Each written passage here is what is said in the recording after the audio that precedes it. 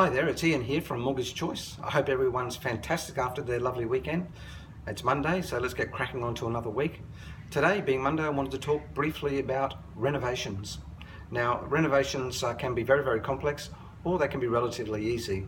And of course, the ability to pay for those renovations depends wholly and solely on the amount of equity that you've got in your property.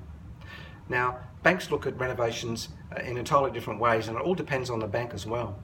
If you're the type of person that has a lot of equity in your property and that you owe very little compared to the value of the property, then you can access what's called cash out, which means you just do a loan for the amount that you currently have and tack on an existing another 50 or 100 or whatever you want to do for renovations. The bank then gives you the cash and you go then and do what you want to do with it as far as your building project goes.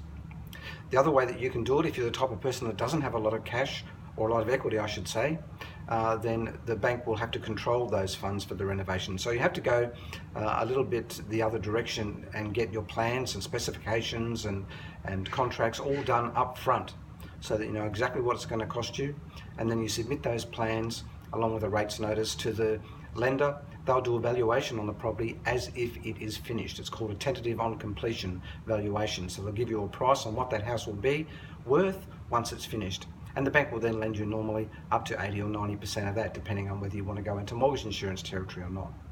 So depending on whether you are well heeled in the equity department or not will depend on how you're going to access that money to do your renovations.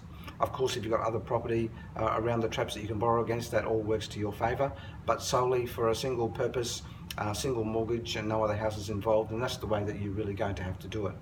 And take the opportunity too, perhaps if you're borrowing more money, to look at the circumstances surrounding your other debts as well. And it may pay you from a cash flow perspective to roll those in at the same time that you're doing it. But we can advise you either way on any of those options and more, on particularly doing renovations, because a lot of people are finding that that's the way to go at the moment. The cost to sell and buy are becoming quite prohibitive, and they think if they can stay where they are and make the places their own, then that might be the way to go for the future. So give us a call at Curramundi on 5436 6177 or our Noosa office on 5474 4100 to discuss your renovation plans going forward. Bye for now.